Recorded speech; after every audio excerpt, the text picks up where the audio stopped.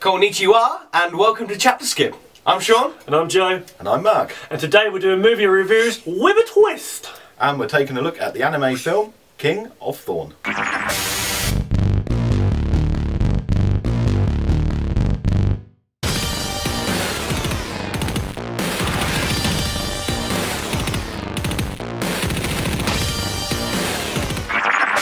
So today we're taking things in a different direction. We're going down the animated route. Well, to be more specific, the anime route. However, this is no normal anime. King of Thorn brings elements of fantasy, horror, suspense, action, adventure and emotion to a cartoon movie. Sean, don't call it a cartoon. It's anime. God, you're going to upset all the otaku. Sorry. King of Thorn is an animated movie that is based on the manga series by Iwahara Yuji, who also worked on the character designs for the Darker Than Black series. The film is produced by Sunrise, who is well known to anime fans for series such as Gundam and Cowboy Bebop. It is directed by Kazuyoshi Katayama, who is probably best known for directing the 1988 version of Masamune Shirow's Appleseed. The plot is a difficult one to follow, so if you check this movie out, please pay full attention. Yeah, to give you a quick roundup, without spoiling any of the various twists and turns in the plot, a strange virus has hit the Earth, which turns people into stone, thus is nicknamed Medusa. Having no cure for Medusa, the government opt to seek out an alternative option through a company called Venus Gate, who have developed a project called Cold Sleep, in which 160 participants throughout the world are put into a type of cryostasis. Now the main focus of the story, character-wise, is on twin sisters Kasumi and Shizuku. The two girls made a promise to one another that they would always be together, but now that Kasumi has been allowed into the sleep capsules, but not her sister, this means they're going to be separated. And so they make a new promise that they will be reunited once Kasumi awakens from her sleep. Pretty bloody optimistic, really. Eventually, of course, the group awaken only to find that the facility is filled with large thorny vines and there's no sign of any of the facility staff.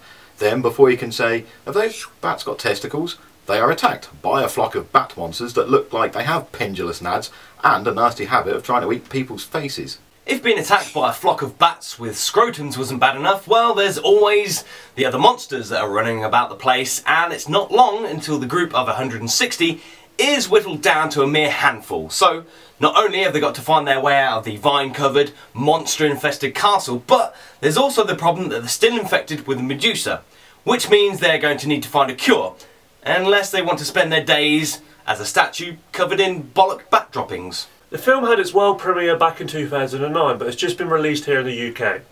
The DVD and Blu-ray come with a few special features such as a cinema talk, director's interview and various pilots and trailers. The animation for the film is pretty good, and although it's not anything that's going to make it stand out, it does the job well and manages to look pretty nice.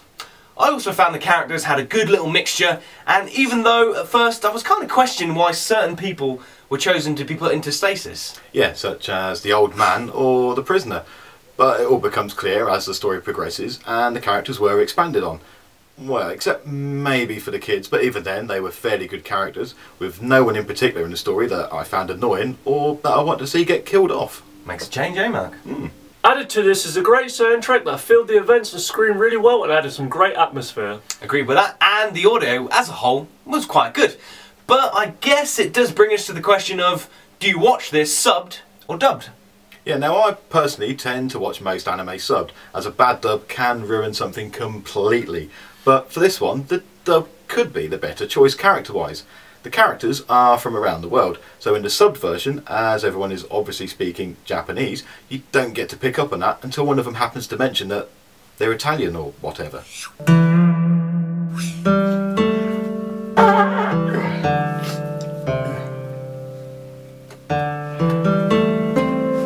Konnichiwa, Maku desu. Konnichiwa, Shona desu. Hajimemashite.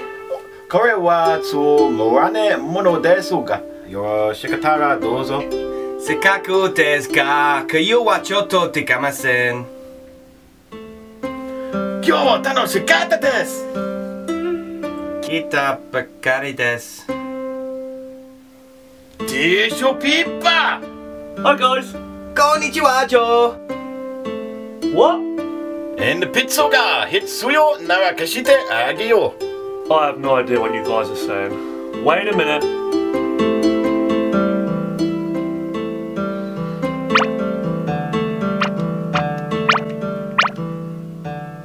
put you in dub. In the dubbed version of the movie, the characters have various different accents that gives it a more international feel. Now Joe, you watched the dubbed version, what do you think to the accents? Yeah, they sounded strange, Sean. It was like a bad impersonation, but at least I didn't have to read. Still, at the end of the day, it is down to personal preference, and you have to just go with what you're most comfortable with.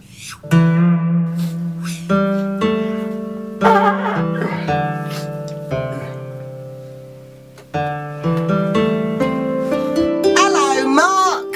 Hello, Sean. Nice to meet you. I have a little something for you, and if you'd like, please have it. I'm sure you went to a lot of trouble, but I can't do it today. I had a good time today. I just came. Tissue paper. Hi guys. Good afternoon, Joe. Hello, Sean. If you need a pencil, I'll lend it to you. You guys sound weird. Sayonara, bitches. As I've never personally seen an anime film, I was going into this with not knowing what to expect. So I was quite surprised that the story had me gripped, with a great plot that thickened as you watch. There were some awesome characters that a fantasy horror adventure needs. As I'm a fan of the horror genre, I like the monsters and the gore a lot, but I also like the fantasy and sci-fi elements too. For me, it was a bit too long, but it was a great film, so I say get it on DVD. I lost my anime virginity. It was cool. Not being a huge follower of manga or anime, I really wasn't sure what to expect. I am very aware that the plots can be wild and fanciful, as well as weird and kind of disturbing, but I didn't know that Japanese writers knew how to write something that can have you engage with the characters and even care for them, which is a trick missed by Hollywood over and over again. The film comes in at just under 2 hours. It did feel a little long, as Joe said, but I never found myself wanting to turn it off. So I recommend that you guys grab a copy on DVD and give it a chance. That even goes for the folks that really aren't into their anime. It's just a good character and plot driven film. Are you listening, Hollywood? You should be. I, on the other hand, am a big anime and manga fan, and overall, I enjoyed the movie. Yes, there are plot holes, and you will have unanswered questions by the end of it, but I didn't really mind that. And I think that if you aren't familiar with the source material, and you then watch this and enjoy it, then it could be worth your while tracking down the manga, as that will answer a lot of those unanswered questions. And it's a pretty good read that's only around 37 chapters, if I remember rightly, so it's nothing that's going to take too long to get through. But if you are a fan of the manga, then be aware that there are differences in the story. So if you are a huge fan, then it may not be to your liking. I would say that if you are a little bit curious about the movie, but you're not sure if it's for you, then at least give it a rental, as I think there's something here for everyone, whether you're a fan of anime or new to the genre. Thanks for watching our review for the movie King of Thorn.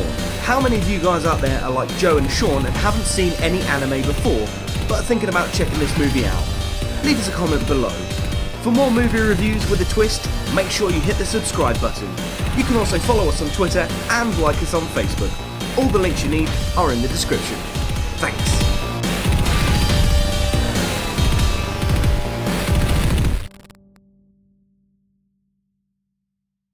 Pretty bloody awesome, is the album. Oh. Hospitably. Then, before you can say, have those bats got testicles? They are attacked by a flag. Attacked by a flag. It's different. Flags everywhere. Yeah. Not being a huge follower of manga or anime, I really wasn't. Rewind. So I was quite surprised to see that the plot was awesome and it got thicker when you filmed it. What was that for going?